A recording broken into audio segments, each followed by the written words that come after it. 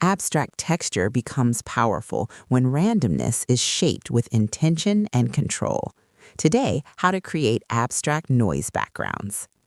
Open Photoshop and create a new 2048 by 2048 pixel canvas with a deep navy or charcoal background. Add a new layer, fill it with black, then go to Filter, Noise, Add Noise, and set the amount to about 75% with Gaussian and monochromatic selected. Press Ctrl-L to open levels and drag both sliders inward until bold, scattered speckles remain.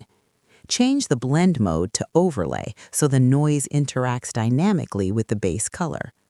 Duplicate the layer, rotate it slightly, and scale